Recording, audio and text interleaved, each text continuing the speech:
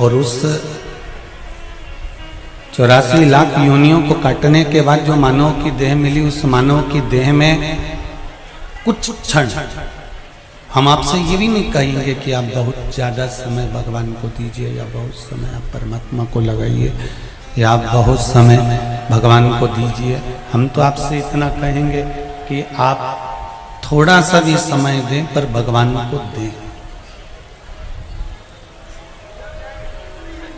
श्वास श्वास में ओम रटो वृथा जन्म मत खोए, ना जाने इस श्वास का फिर आवरण होए कि ना,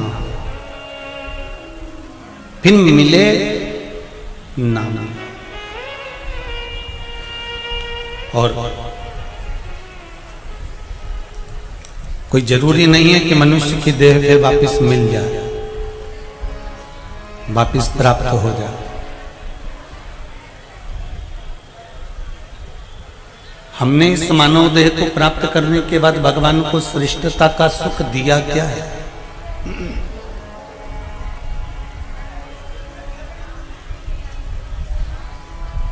हमने इस मानव देह को प्राप्त करने के बाद सत्यता भगवान को दी कितनी है?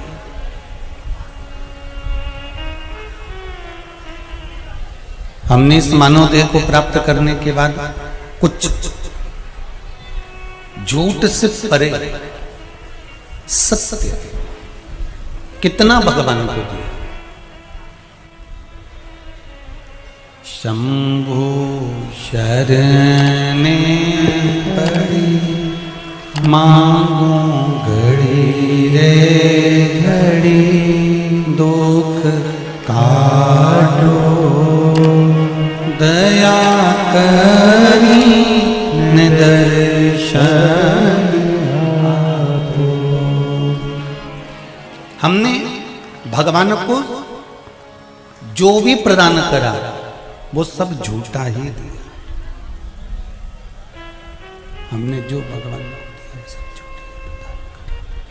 हमने जो भगवान को दिया वो सब झूठा ही दिया।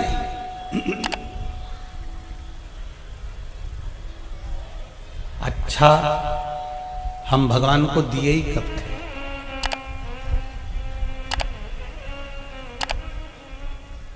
हम श्रेष्ठ भगवान को कब दिए? वो कहना तेरी पूजा में जल ले आई, उसे मछली भी झूठा कराई। जल कैसे चढ़ाऊं भोले कैसे रिझाऊं महादेवा, भोले कैसे करूं तेरी सेवा। भगवान को जल चढ़ाया तो वो मछली ने झूठा कर रखा था, दूध चढ़ाया तो बछड़े ने झूठा कर रखा था, फूल चढ़ाया भंवरे ने झूठा कर रखा था, गुड़ शक्कर चढ़ाई तो वो चींटी और चींटे ने झूठी कर रखी थी, मक्खी ने झूठा कर रखा था। शहद चढ़ाया वो मक्खी ने झूठा कर रखा था। हम देवाधिदेव महादेव को और बचा कुछ अच्छा तो अपने जीवन में उतार लो। विश्वास वो भी हमने भगवान को झूठा ही दिया।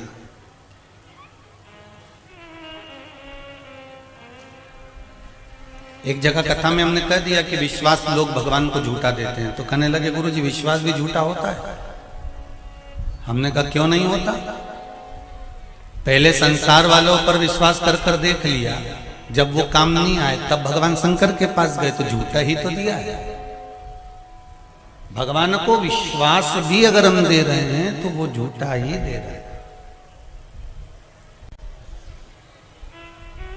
पहले सबके हाथ जोड़ लिए, सबसे जाकर निवेदन कर लिया, सबसे प्रार्थना कर ली, हमको ये दुख आन पड़ा है, हमको ये तकलीफ है, हमको ये कष्ट है, क्या आप हमारा ये काम कर दोगे, क्या हमारा ये कष्ट मिटा दोगे।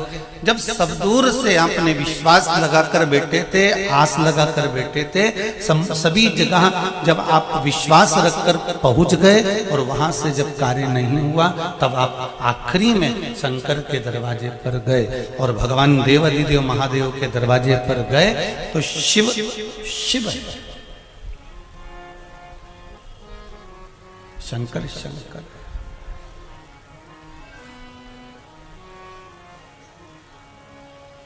ओघड़दानी ओघड़दानी। हमने विश्वास दिया,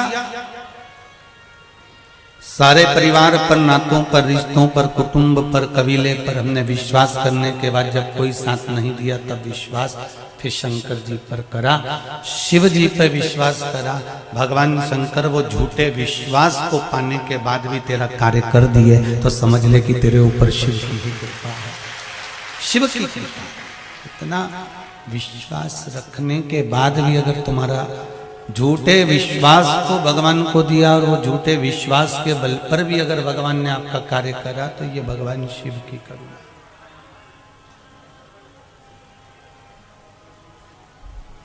विश्वास झूठा भगवान को दे दिया, श्रद्धा भी हमने भगवान को झूठी दे दी। हमारी श्रद्धा पहले परिवार में थी, कुटुंब में थी, धन दौलत में थी, सत्ता जायदाद में थी, अब वो श्रद्धा हमने भगवान को दी, वो भी झूठी है।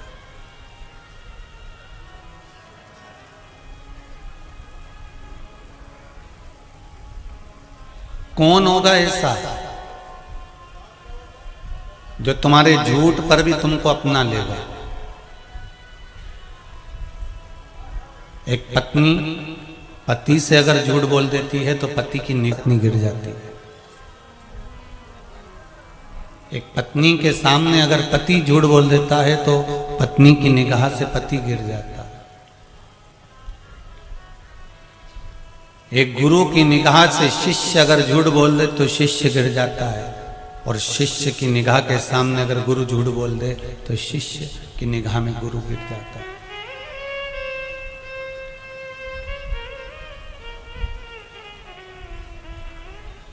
एक जरा सा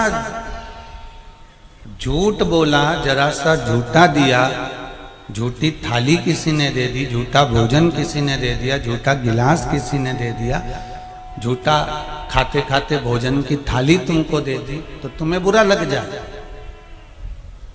पर मेरा ओगड़दानी, मेरा दयालु शंकर, मेरा त्रिकालदर्शी, मेरा कैलाशी अविनाशी, मेरे शिव, जिनके पास में जो वस्तु दी गई वो सब झूठी तो दी गई, और झूठी मिलने के बाद भी वो सुख में है, झूठी मिलने के बाद भी अगर हमारा कल्याण कर रहा है, तो जगत में ऐसा देवाधिदेव महादेव कोई दूसरा नहीं हो सकता जो झूठा मिलने के बाद भी हमारी पूर्ति कर रहा हो, झूठा मिलने के बाद भी हमारा ध्यान रख रहा हो, झूठा मिलने के बाद भी हमें सुख का भान करा रहा हो, झूठा मिलने के बाद भी हमें सुख प्रदान कर रहा हो, तो फिर ऐसा देवाधिदेव महादेव कहाँ हो?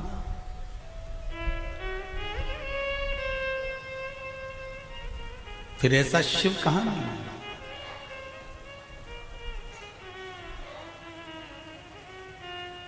भगवान शंकर से प्रार्थना करो कि बाबा तूने बड़ी कृपा करी, बड़ी करुणा करी। हम पहचानते नहीं थे शिव को,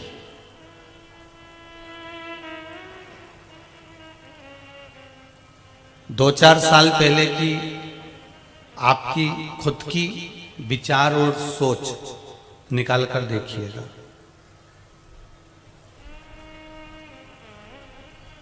चार पांच साल पहले का विचार या सोच निकाल कर देखिएगा कि आप ज्यादा से ज्यादा सारे मंदिर में जाते थे, सब मंदिर में जाकर नमन करते थे, प्रणाम करते थे, पर शिव मंदिर में बहुत कम लोग जाते थे, बहुत कम। मंदिर के दरवाजे बंद मिलते थे, दरवाजे अगर खुल भी गए तो वहां पर ज्यादातर कहीं पक्षी बैठते थे, कहीं कुत्ता बैठता था, कहीं बिल्ली बैठती थी, वहां लोग बहुत कम जाते थे। पर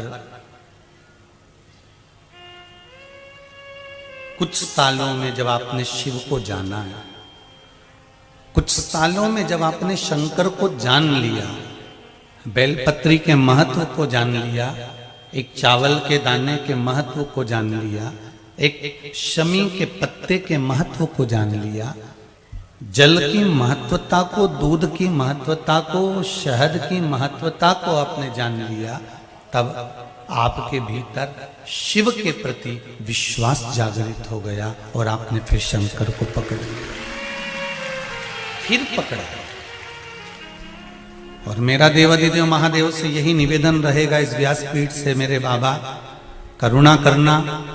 बड़ी आस लेकर आते हैं लोग तेरे मंदिर में, बड़ी आस लेकर आते हैं लोग तेरे दरबार में, बड़ा विश्वास है दुनिया के लोगों को शंकर पर। फिर कहूंगा, सियोर वाले पंडित प्रदीप मिश्रा पर विश्वास मत करना, विश्वास करना इस शिव महापुराण की कथा पर और शंकर पर। क्योंकि जैसे तुम हो वैसे ही वो पंडित प्रदीप मिश्रा, जैसा तुम्हारा घर है वैसे ही पंडित प्रदीप मिश्रा का सियोर में घर है, जैसे तुम्हारा परिवार है वैसे उसका भी परिवार है। जैसे काम, लोभ, आसक्ति, वासना, तृष्णा, मोह, झूठ, प्रपंच प्रत्येक मनुष्य के जीवन में रहता है, चाहे वो संत हो, चाहे साधु हो, चाहे सन्यासी हो, चाहे तपस्वी हो, चाहे साधक हो, चाहे कोई भी हो, सबके भीतर मिलेगा। कोई अलग से प्रदीप मिश्रा टपक के नहीं आया है हो? तो ये मत सोचना कि हमें प्रदीप मिश्रा से मतलब है, हमें पंडित प्रदीप मिश्रा सियोर वाले से मतलब नहीं, हमें तो शंकर की उस कथा से मतलब है जो वो बाँच रहे हैं और जो सुना है। शंकर से मतलब रखो, शिव महापुराण से मतलब रखो, क्योंकि ये नरक का तन मिला है और ये नरक का तन तो ये संसार में रहेगा, तब तक ये संसार का रहेगा, और जब ये छूट जाएगा तब ये आत्मा और परमात्मा दोनों एक हो जाएगी, फिर कोई मतलब नहीं। तो हमें किसी से मतलब नहीं रखना।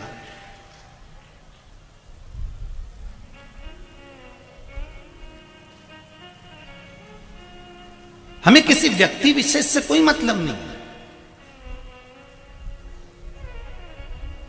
कई लोग भाषाओं में कह देते हैं, अरे वो संत होकर ऐसा कर रहा है, वो साधु होकर ऐसा कर रहा है, वो पंडित होकर ऐसा कर रहा है, वो ब्राह्मण होकर ऐसा कर रहा है, वो गुरु होकर ऐसा कर रहा है, उनकी बेटी ने ऐसा कर दिया, उनके बेटे ने ऐसा कर दिया, उनकी बहू ने ऐसा कर दिया। शरीर है, मानव का शरीर है, मनुष्य का शरीर है। भगवान ने खुद पैदा करा, तब मनुष्य से कहा जा पृथ्वी पर, तो पृथ्वी पर क्यों भेज रहे हो नाथ मुझको? तो भगवान ने कहा तेरे परिवार का तुझे पालन करना पड़ेगा, तेरे परिवार को तुझे संभालना पड़ेगा, तेरे परिवार का पालन करना पड़ेगा, नातेदार रिश्तेदारों में, कुटुंब में, समाज में तुझे रहना पड़ेगा। तो कहा प्रभु मैं रह तो लूंगा, पर परिवार को पालने के लिए कितना कितना झूठ, कपट, बेईमानी, छल, प्रपंच सब करना पड़ेगा। तो भगवान ने कहा वो तो पृथ्वी पर जन्म लिया है तो झूठ भी बोलना पड़ेगा, कपट भी करना पड़ेगा, बेईमानी भी करना पड़ेगी, प्रपंच भी करना पड़ेगा। तो फिर मुझे पृथ्वी पर क्यों भेज रहे हो? जब मुझे झूठ बोलना पड़ेगा, कपट करना पड़ेगा, मृत्यु लोक में जाकर अपने परिवार को पालने के लिए, अपने कुटुंब को पालने के लिए, अपनी समाज को पालने के लिए, अपने जन को पालने के लिए मुझे झूठ भी बोलना है, कपट भी करना है, बेईमानी भी करना है, प्रपंच भी करना है, छल भी करना है, फिर मेरा जन्म पृथ्वी पर क्यों दे रहे हो? तो भगवान ने कहा 84 लाख योनियों में केवल एक मनुष्य की देह ऐसी होती है कि वो झूठ भी बोलेगा तो राम भज लेगा, शिव भज लेगा तो पार उतर जाएगा। केवल 84 लाख योनि में एक मानव की देह ऐसी होती है जिसमें वो कर्म का दंड भी भोगेगा, झूठ भी बोलेगा, प्रपंच भी करेगा, छल भी करेगा, परिवार को पालना है, सब कुछ करेगा, अपने बच्चों के लिए, अपनी पत्नी, अपने माता पिता, अपने परिवार के लिए वो दुनिया का सारा काम करेगा।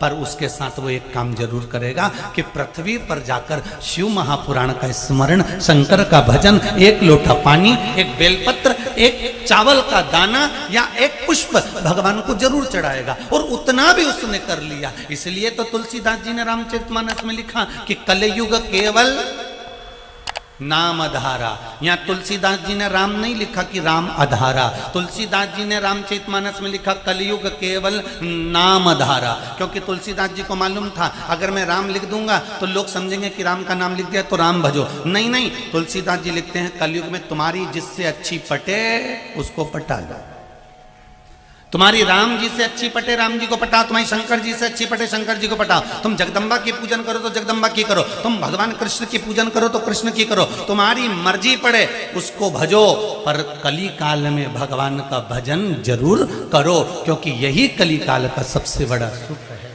इससे पार उतर जाओ।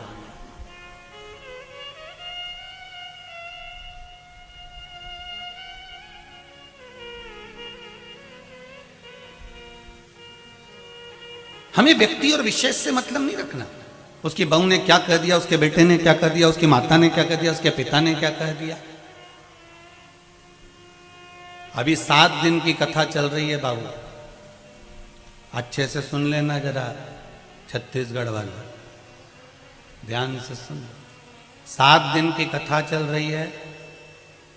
हम तो यहां तक कहेंगे कामाख्या सेवा समिति को भी 7 दिन के बाद आपको इन्हीं लोगों के बीच में रहना है।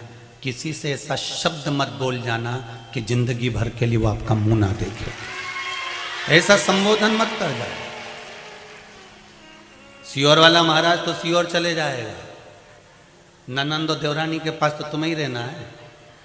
फिर वो भी तैयार होके खड़ी होके बोलेगी बोल तोरी, अरे ओ जगदम्बा खूब अकड़ रही थी कथा में, बैठने की जगह नहीं दी, आवा हमारे सामने।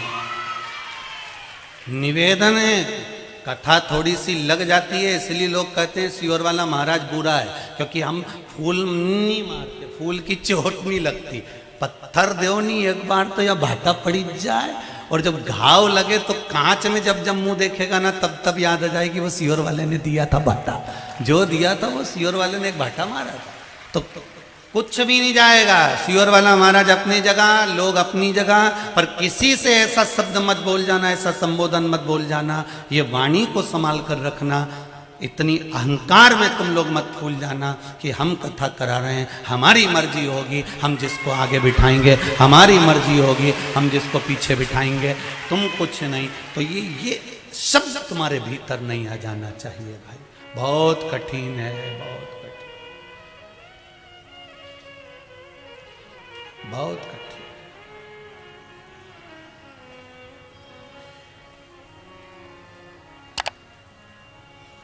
संसार में रहना पड़ेगा, झूठ भी बोलना पड़ेगा, कपट भी करना पड़ेगा, बेईमानी भी करना पड़ेगी, छल भी करना पड़ेगा। फिर परमात्मा मुझे संसार में भेजा क्यों भेजा? क्योंकि यही एक मृत्यु लोक पृथ्वी है, यही भूमंडल है, यही पृथ्वी है जहां पर भगवान का नाम जाप भी कर सकते हो। पशु बनकर, पक्षी बनकर, जलचर बनकर, थलचर बनकर या वायुचर बनकर तुम भगवान का भजन नहीं कर पाओगे, मनुष्य बनकर कर लोगे। और मानव की अगर शरीर मिल गया, आपने भगवान का भजन कर लिया, तो हम तो कहेंगे, कई लोग कहते हैं गुरुजी आज के जमाने में तो लोग इतने राक्षस जैसे पैदा हो रहे हैं जिसका वर्णन नहीं। हमने कहा कौन सा युग ऐसा था जिसमें राक्षस नहीं थे? कौन सा युग ऐसा था जिसमें राक्षस नहीं थे? सतयुग निकाल कर देख लो, उसमें आज से ज्यादा भारी राक्षस थे। त्रेता निकाल कर देख लीजिए, उसमें रावण जैसे, सूर्पणखा जैसे, अहिरावण जैसे ढेर राक्षस थे। द्वापर निकाल कर देख लीजिए, उसमें भी कंस जैसे ना जाने कितने राक्षस थे। और ये कलयुग, इसको तो धन्यवाद देना चाहिए कि पहले तो लोग यज्ञ करते थे, तप करते थे, साधना करते थे, व्रत करते थे, घंटों तक आंख बंद करके बैठे रहते थे, अग्नि जला कर बैठ जाते थे, पानी में बैठ के तप करते थे, हवन कर कर तप करते थे, यज्ञ करके तप करते थे, साधना करके तप करते थे। तब जाकर भगवान प्रकट होते थे। आज के जमाने में भगवान तप और साधना से प्रकट नहीं होता।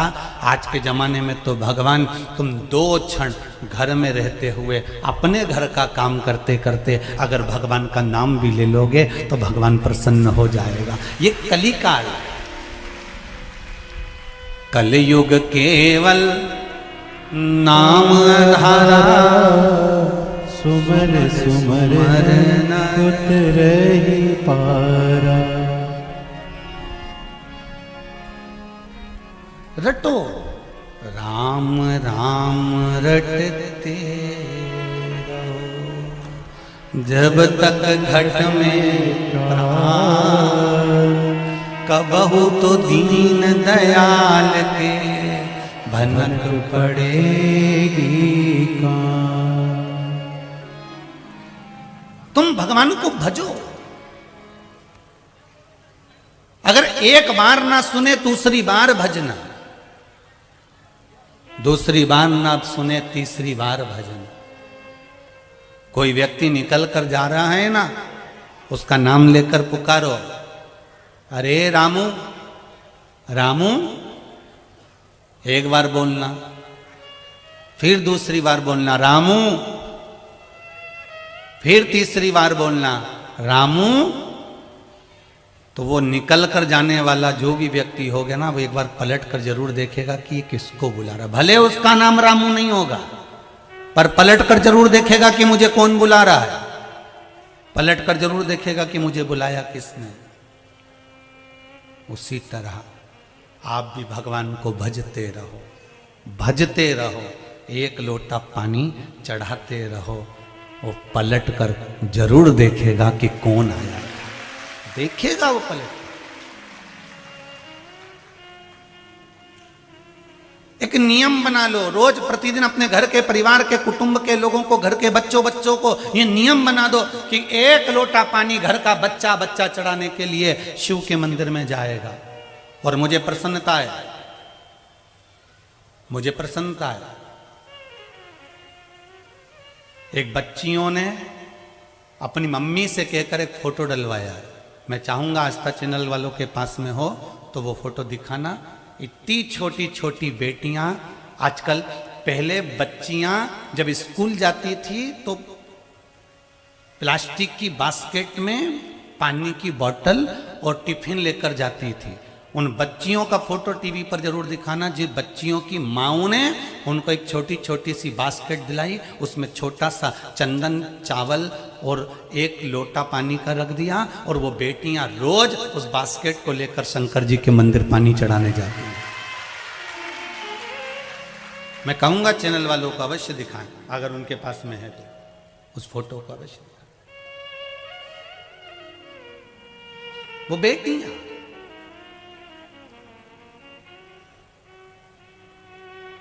छोटी छोटी सी बच्चियां।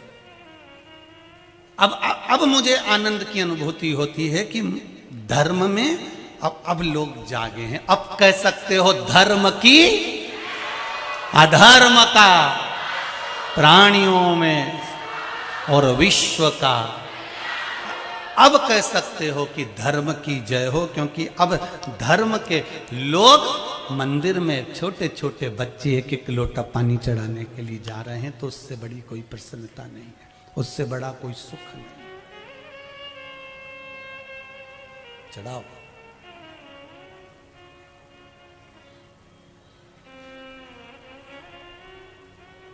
और आपसे भी निवेदन है, आप भी, अगर आपके बच्चे भी रोज शिव मंदिर में जाकर जल चढ़ा रहे हैं, पानी चढ़ा रहे हैं, तो आप भी फोटो खींच कर भेजो। ये आस्था चैनल, आस्था इसका नाम है कि आस्था चैनल है। ये आस्था का मतलब है जन जन में आस्था को प्रकट करना है। इस चैनल को हर प्रत्येक मनुष्य के भीतर धर्म की आस्था, संस्कार की आस्था लाकर भगवान के प्रति आस्था प्रकट करना है। तो मैं तो आस्था चैनल से कहूंगा, प्रत्येक कथा में आप अपने बच्चों को संस्कार दीजिए मंदिर जाने का, और उनका फोटो खींचकर हमको भेजिए। कथा के मध्य में हम प्रयास करेंगे कि आस्था चैनल के माध्यम से आपके भी बच्चों का, संस्कारवान बच्चों का फोटो या आस्था चैनल जनमानस तक दिखाए। केवल इन बच्चियों से मतलब नहीं, आप भी अपने बच्चों को संस्कार दीजिए। और एक दिन 2 दिन नहीं कि एक दिन के लिए फोटो खींच लिया, बस ये एक ही दिन गया और फोटो खींच के भेज दिया तुमने। सियोर वाला महाराज कौन आ रहा देखने के लिए? तो सियोर वाला महाराज नहीं आ रहा तो क्या हुआ, वो देवादिदेव महादेव तो देख रिया है।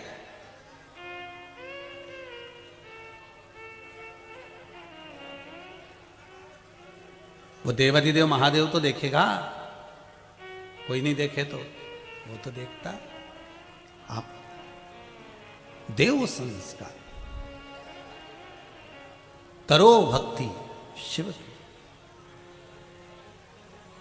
की भजन भोले बाबा का करते रहोगे तो संसार सागर से तरते रहोगे। अगर शिव की भक्ति में डूबे हुए हो, शंकर के भजन में डूबे हुए हो, तो भगवान का भजन करो, स्मरण करो और प्रयास करना। श्री, फिर आगे बोल गए, साथ में बोलो ना, श्री शिवाय नमस्तुभ्यम। इस मंत्र का जाप गाड़ी में बैठो तो बोलो, घर से निकलो तो बोलो, सो तो बोलो, जागो तो बोलो, उठो तो बोलो और खाओ तो बोलो, कहीं जाओ तो बोलो। इस पंडाल में से निकल कर भी अगर जा रहे हो तो एक दूसरे से श्री शिवाय नमस्तुभ्यम बोल कर जाइए। शंकर का वो मंत्र है, इस मंत्र के बल पर ना जाने कितने कितने लोग ये पर्चे भरे पड़े हैं, ना जाने कितने कितने लोग अपने जीवन को सार्थक बना लिए। यही मंत्र मूल है। जपो, ये शिव महापुराण का मूल मंत्र छुपाया हुआ रखा था, छुपा हुआ था, पर शिव महापुराण ने शंकर को इस मंत्र को प्रकट करना था, इसलिए शायद ये शिव महापुराण से उसने प्रकट करवा दिया। इस मंत्र को जप लो, पंचाक्षर मंत्र ओम नमः शिवाय को जप लो, महामृत्युंजय मंत्र को जपो, राम जपो, कृष्ण जपो, तुम्हारी मर्जी पड़े जो जपो, पर जपो श्री शिवाय नमस्तुभ्यम। इस मंत्र का जाप नित्य करने पर जीव अपने सुख को पा जाता है। कितनी भी दुख हो, कितनी भी तकलीफ हो, कितना भी कष्ट हो जीवन में, आप जपो तो।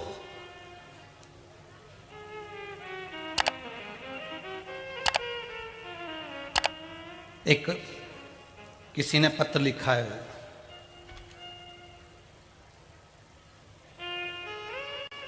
सरिता मिश्रा,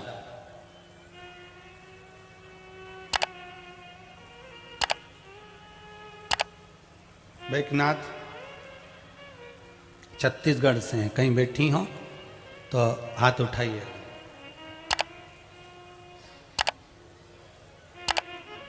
कहीं बैठे आप ही हैं, हाथ उठाइए एक बार, हर हर महादेव बोलिए, दोनों हाथ उठाकर हर हर। आपने पत्र में लिखा है, गुरुजी मेरी बेटी ने सर्विस के लिए बहुत अप्लाई करा है, बहुत अप्लाई करा है और सर्विस नहीं लग पा रही थी। जिस जॉब को उसको चाहिए था, उस जॉब के लिए उसको MBA करना जरूरी था। अब MBA करने का सोचा तो सरी गुरुदेव, पर बीच में लॉकडाउन लग गया, कोरोना हो गया और कोरोना महामारी के चलते सर्विस नहीं, काम नहीं, व्यापार नहीं, हर तरह से परास्त हो गए।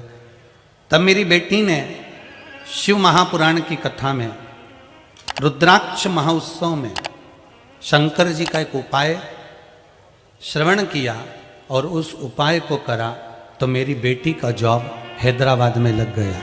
ये बाबा वर्णन करें पत्र। बेटो बहन, श्री शिवाय नमस्ते। अगर शिव पर विश्वास है, शंकर करुणा सागर, शिव अगर करुणा करे हैं, करुणा सागर अगर भगवान शंकर दया करे हैं, तो जीवन में ऐसा कोई कार्य नहीं जो ना हो। कोरोना महामारी ने लोगों को हिलाया तो है, बहुत बहुत हिलाया, पर फिर कहूंगा, कोरोना महामारी ने अगर हिलाया है, चिंता मत करना। शंकर की शरण में रहोगे ना, तो तो ये पक्का है कि अगर दुनिया कितना भी तुम्हारा पांव पकड़कर नीचे खींच दे, शिव ने अगर हाथ पकड़ लिया तो ऊपर की ओर उठा ही देगा, ये पक्का है। 2 साल पीछे के कोरोना महामारी में कितने महीने लॉकडाउन रहा, कितने महीने लोग बंद रहे, कितना काम काज सब अस्त व्यस्त हो गया, पर आपके भीतर शंकर की शरणागति थी। आप शिव जी को कथा सुन रहे थे, टीवी पर लगातार शिव कथा को श्रवण कर रहे थे, तो कहीं ना कहीं शंकर ने ऐसी कृपा करी जो 2 साल तक नहीं दिया, उसने 2-4 महीने में पूर्ण दिया। उसने कृपा कर कर पूर्ण दिया होगा। अगर 2 साल में परेशान करा होगा तो 2 महीने में दे दिया होगा। इतनी कृपा तो मेरा शंभू करता है। और अभी भी कोरोना महामारी की तीसरी लहर की तैयारियां चल रही हैं। आपको मालूम पड़ गया होगा, टीवी चैनल के माध्यम से आप न्यूज़ों में देख रहे होंगे। भारत की भूमि पर 10,000 केस प्रतिदिन मिल रहे हैं। आप सबको फिर निवेदन है, ये कोरोना महामारी अपने पांव पसार रही है, इसलिए गिरिराज जी की जो परिक्रमा होने वाली थी 5 जनवरी को, गिरिराज जी जाने वाले थे। 1 दिन की परिक्रमा थी, सुबह 9 बजे से शाम को 5 बजे तक।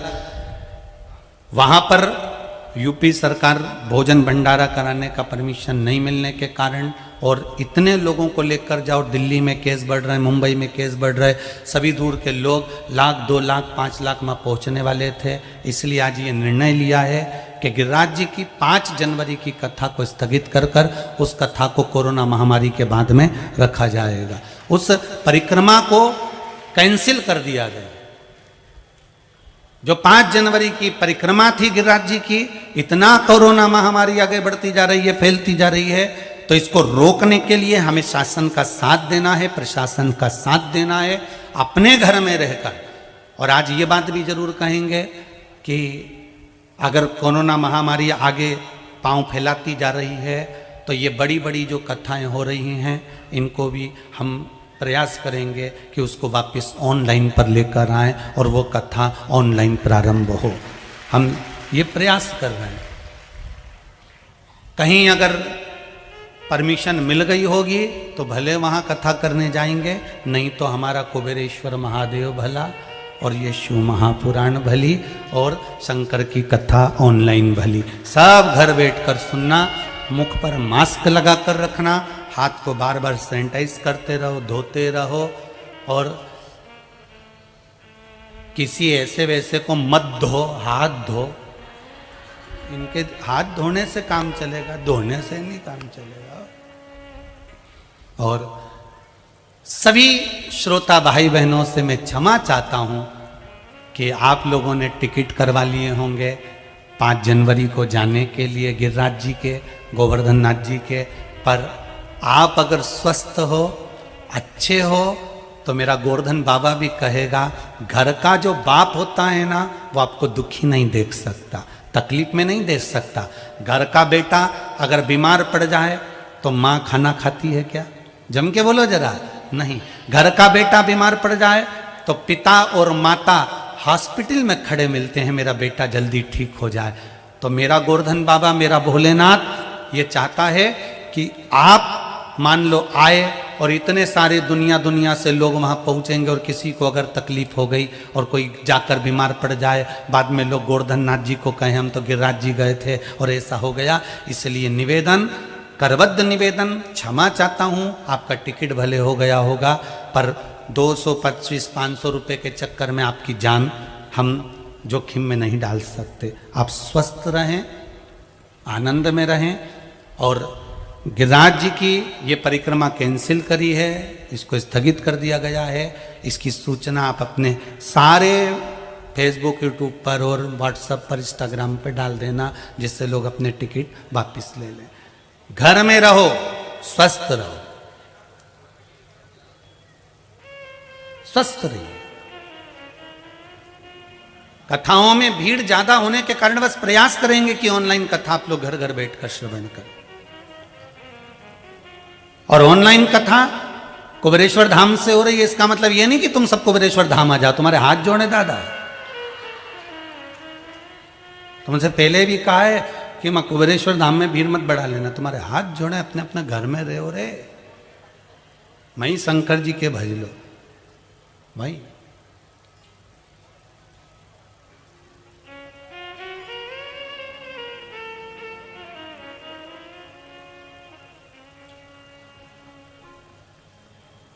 शिव का भजन करो, अविरल भक्ति को धारण करो, स्वस्थ रहो, प्रथम सुख निरोगी काया।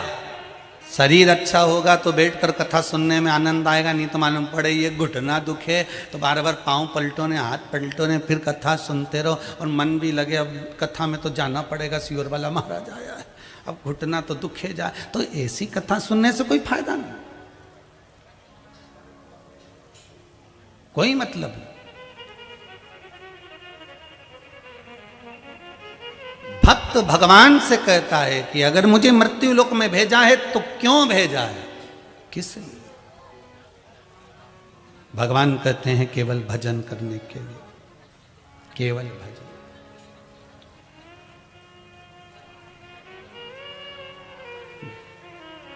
पांडवों में युधिष्ठिर, अर्जुन, भीम, नकुल, सहदेव, इनमें जो भीम था वो भगवान शंकर का परम भगत था। थे पांचों ही पांडव जितने भी थे वो शिव के भगत थे, भगवान शंकर के भगत।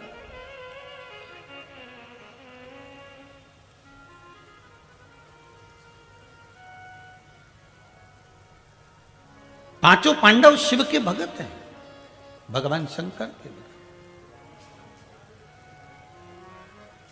पर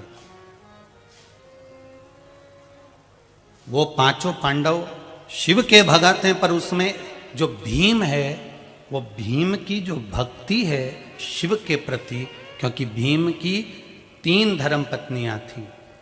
कितनी पत्नी थी भीम की? 3। पहली द्रौपदी, दूसरी हिडिंबा और तीसरी बलधरा। तीसरी का नाम क्या है? बलधरा।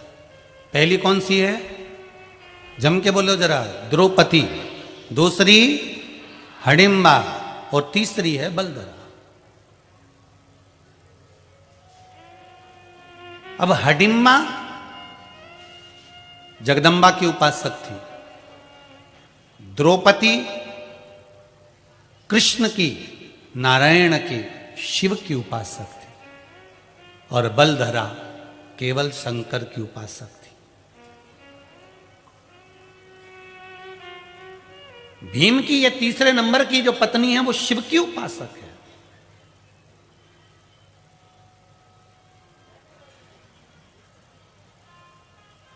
भगवान शंकर की उपासना करना,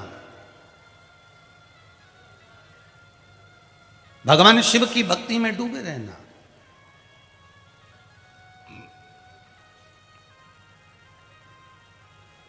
इसी भीम की धर्म पत्नी बलधरा के कारण, इसी भीम की धर्म पत्नी बलधरा के कारण आज भी शंकर भगवान के मंदिर के बाहर नंदी बैठता है, आज भी।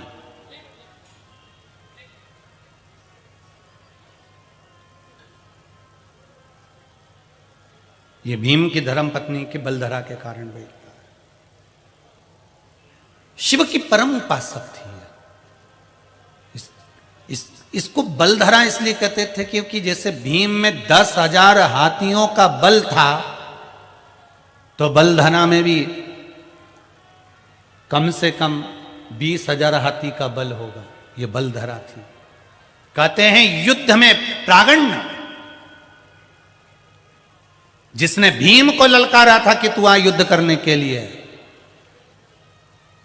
स्वयंवर में इसकी जीतने के लिए, स्वयंवर में इसको जीतने के लिए जो इसको हरा देगा मल्लाह युद्ध में, वही मल्लाह युद्ध में, गदा युद्ध में इसको जो परास्त कर देगा वही इसका पति होगा।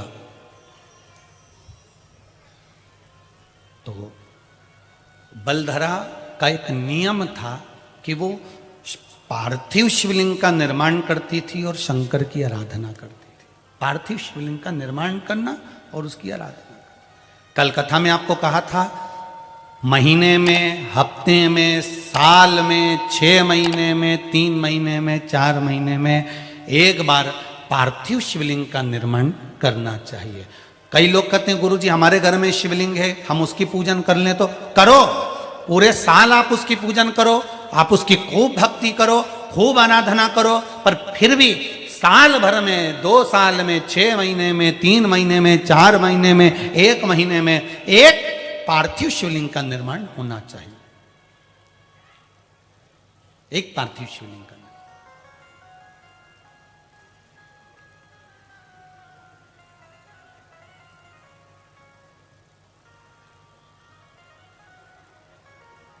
दो कथा को समझ लीजिए। दोनों कथा स्कंद पुराण की। पहली सत्यनारायण भगवान की कथा और दूसरी है संकट सोमवार की कथा, 16 सोमवार की कथा, दोनों स्कंद पुराण की। आप में से कितनी माताएं बैठी हैं जिन्हें 16 सोमवार करे हैं, संकट सोमवार करें? हाथ उठाओ जरा। करें बहुत सारों ने? हाँ, रख लो रख लो, बहुत बढ़िया, धन्यवाद, आपको प्रणाम, दंडवत, बहुत सुंदर। 16 सोमवार संकट सोमवार का कथा और सत्यनारायण भगवान की कथा, ये दोनों स्कंद पुराण की हैं। और दोनों की विशेषता क्या है? दोनों की विशेषता किस चीज की है? सत्यनारायण भगवान की कथा में भगवान सत्यनारायण की कथा में प्रसाद पंजेरी का होना जरूरी है। बनाते हैं ना लोग, सत्यनारायण भगवान की कथा का प्रसाद बनाते हैं, पंजेरी बनाते हैं, सीरा बनाते हैं, उसका होना जरूरी है। और 16 सोमवार की कथा में क्या चीज जरूरी है?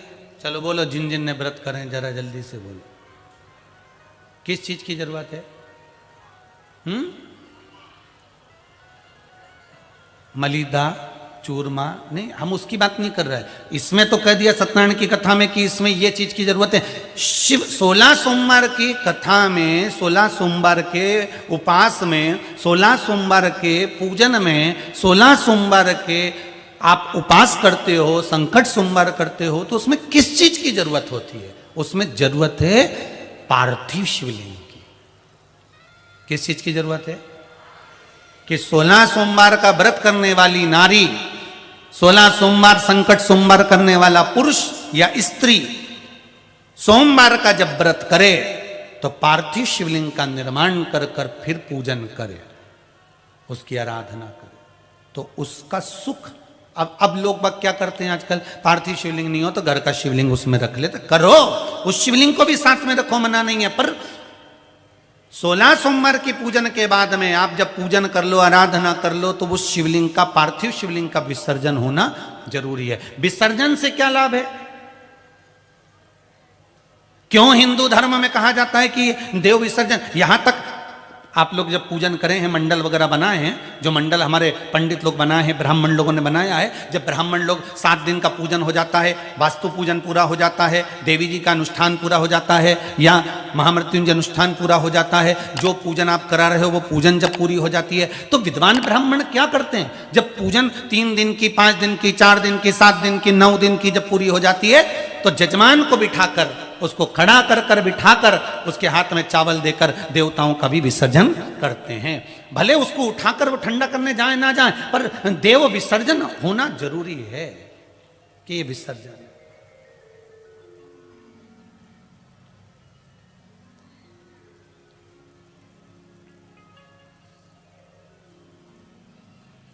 यहां तक कि छोटा सा सुंदरकांड का पाठ भी कराओ तो वहां पर भजन गाने वाले भी विसर्जन कर देते हैं।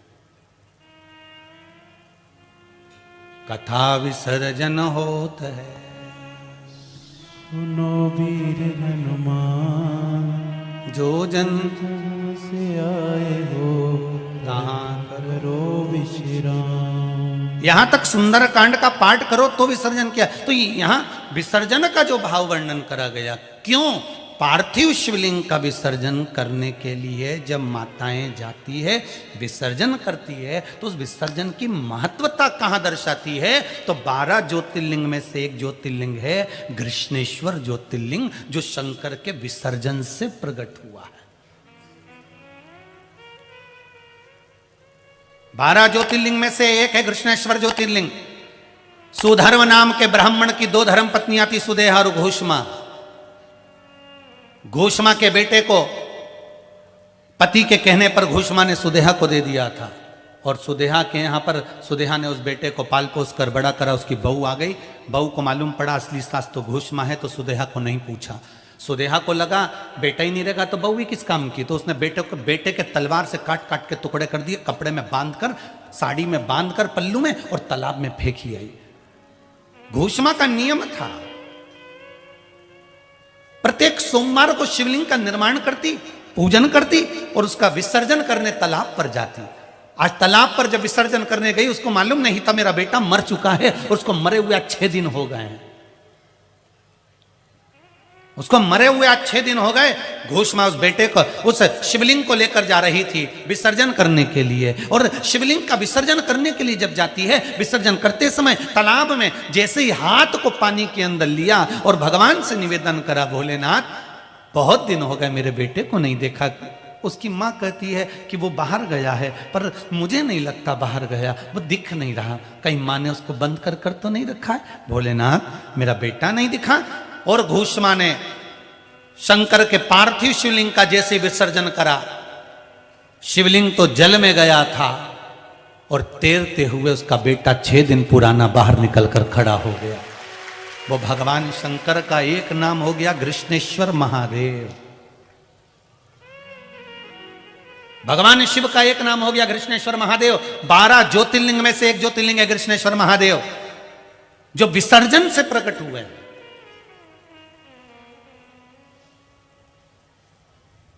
भगवान के विसर्जन से प्रकट हो रहा है। तो विसर्जन करना क्यों जरूरी है? अरे गुरुजी आप किसी और से विसर्जन करवा लो, पंडित जी उनको भेज देते उनसे विसर्जन करवा लो, जजमान कर रहा है मैं मेरे बेटे बहू को भेज देता हूं उससे विसर्जन। नहीं नहीं, जिसने पूजन करी विसर्जन वो करे।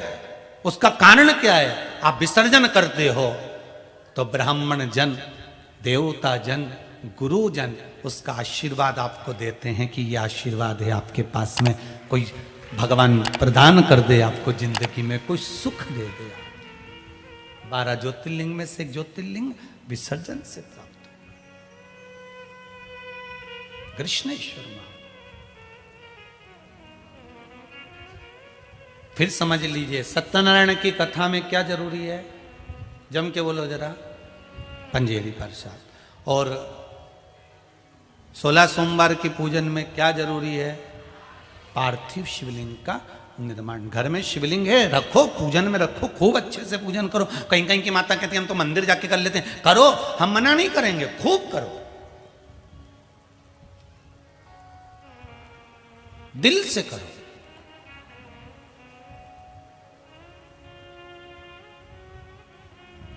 पर बालू मिट्टी के बनाए भोलेनाथ,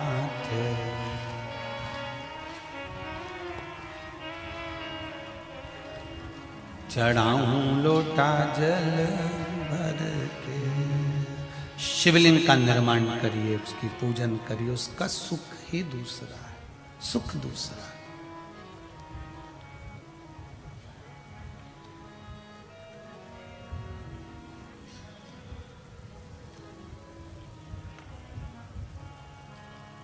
क्या होता है शिवलिंग के निर्माण से?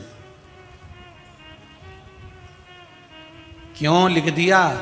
लिंग पुराण के अंतर्गत, नर्मदा पुराण के अंतर्गत, स्कंद पुराण में, शिव पुराण में, देवी भागवत में क्यों लिखा कि शिवलिंग का निर्माण करिए? कारण जब व्यक्ति किसी चीज का निर्माण करता है तो पूरा दिल और दिमाग लगाता है। लगाएगा कि नहीं लगाएगा? दिल भी वहां लगाएगा, दिमाग भी वहां लगाएगा। मिट्टी का जब शिवलिंग बनाएगा, बालू रेत का जब शिवलिंग का निर्माण करेगा तो दिल और दिमाग लगाकर फिर उसका निर्माण करता है। उतनी देर, जितनी देर वो दिल और दिमाग भगवान शंकर के निर्माण में लगाता है, भगवान उसके भाग्य के निर्माण में लग जाता है। आप शंकर के शिवलिंग का निर्माण करते हो और शंकर भगवान आपके भाग्य का निर्माण करते हैं। जितनी देर हमें शंकर के शिवलिंग के निर्माण में लगता है, जितनी देर लगता है,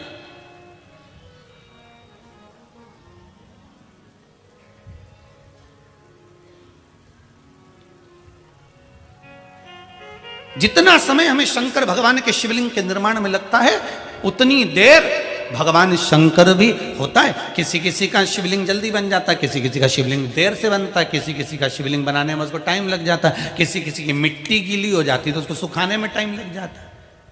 किसी किसी ने नंदी बनाया तो वो फैल गया, किसी ने शिवलिंग बनाया तो वो नीचे हो गया, तो वो किसी किसी को टाइम लग। तो समझो कि उसने शिवलिंग बनाया तो उसका तुरंत बन गया, तुम्हारे शिवलिंग में टाइम क्यों लग रहा है? तो जरूर समझ जाना कि भगवान मेरे को गढ़ने में थोड़ा समय लग रहा है, मतलब मेरे भी भाग्य को भगवान को लिखने में थोड़ा समय लग रहा है, इसलिए मेरा शिवलिंग बनाने में मुझे थोड़ा सा समय लग रहा है, मुझे थोड़ा समय लग बने।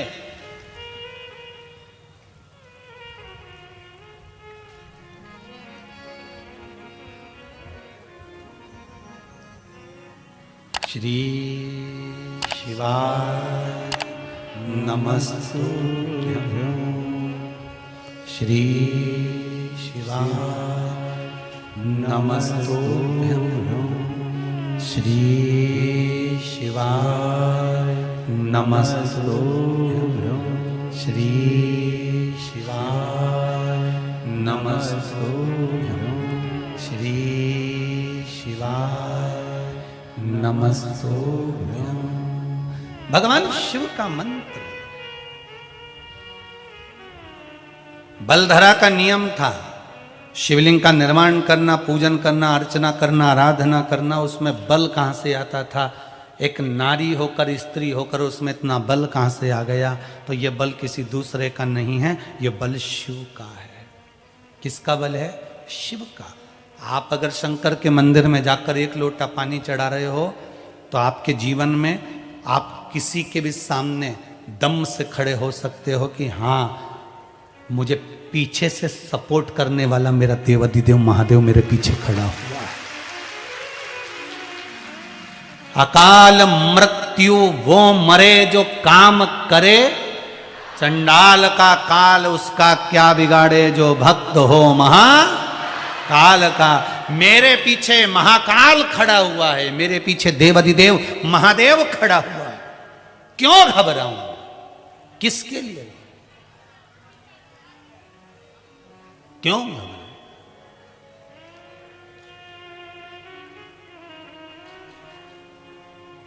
जब देवाधिदेव महादेव मेरे सामने है, मेरे सामने। नीन लड़े त्रिपुरारी से मैं उनकी हो गई, नीन लड़े त्रिपुरारी से मैं उनकी हो गई,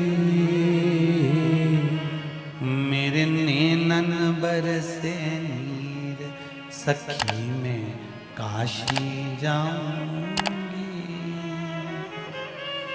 मेरे मन में नहीं है धीर सखी मैं काशी जाऊंगी, काशी जाऊंगी सखी उज्जैनी जाऊंगी, काशी जाऊंगी सखी उज्जैनी जाऊंगी, मुझे उठे बिरह की पीर सखी में काशी जाऊंगी, मुझे उठे बिरह की पीर सखी में काशी जाऊंगी, छोड़ दिया मैंने खाना पीना तेरी याद में, छोड़ दिया मैंने खाना पीना तेरी याद में। अब मन में नहीं है धीर सखी में काशी जाऊंगी, अब मन में नहीं है धीर सखी मैं काशी जाऊंगी। बस ये चित्त वृत्ति शिव तक चली जाए। बल कौन देता है? कोई तुमसे कहे क्योरी इतना इतरार दिए, तेरे को इतनी इतराने का बल किसने दिया? एक बहुत सुंदर चरित्र है गीता प्रेस गोरखपुर की।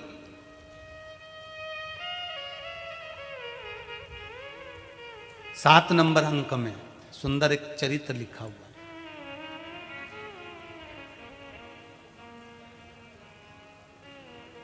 क्या चरित्र है कि एक राजा के यहां एक मुनिम काम करता था। उसको तकलीफ आ गई, उसको कुछ कष्ट आ गया,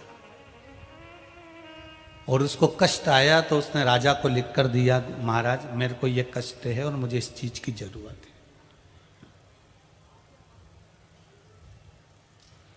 मुझे ये कष्ट है और मुझे इस चीज की जरूरत है। राजा के पास में पत्र गया, पत्र राजा के पास पहुंचा। राजा ने उस पत्र को पढ़ा नहीं पढ़ा, सुना कर दिया। 2 दिन निकल गए, वो मुनीम परेशान हो गया, तकलीफ बढ़ गई है। बहुत कष्ट में था मुनीम, बहुत कष्ट। आंखों से आंसू झड़ रहे थे, मतलब कष्ट झड़ा भारी था। अब उसने देखा कि महाराज ने तो मेरी बात सुनी नहीं, देखी नहीं, परखी नहीं, और मेरे को देखा तक नहीं मेरे पत्र को।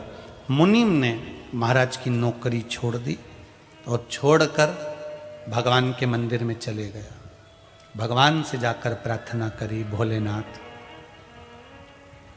गीता प्रेस गोरखपुर की कल्याण अंक में लिखा है 7 नंबर। भोलेनाथ, शंभू ने से जाकर भगवान शंकर से कहा मुझे ये कष्ट है, मेरे यहां ये तकलीफ है। भोलेनाथ जी ने उसके कष्ट को मिटा दिया। अब वो कहीं की नौकरी नहीं करता, अब वो शिव के मंदिर जाता, झाड़ू पोछा करता, श्रृंगार करता, शंकर जी के ऊपर बेलपत्र चढ़ाता और आराम से जहां मिल जाए मौका में पांव पसार के पड़ा रहता और मंत्र भगवान का जपता रहता। एक दिन वही राजा निकल कर जा रहा था।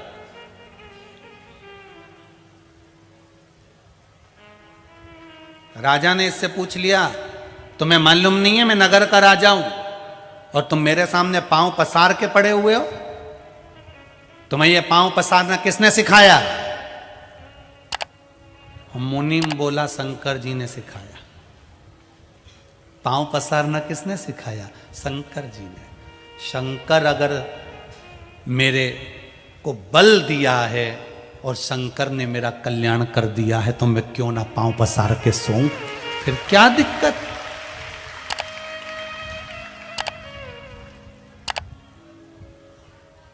एक रोटी अगर कोई देता है, एक सामान कोई देता है तो जरा अकड़ कर देता है।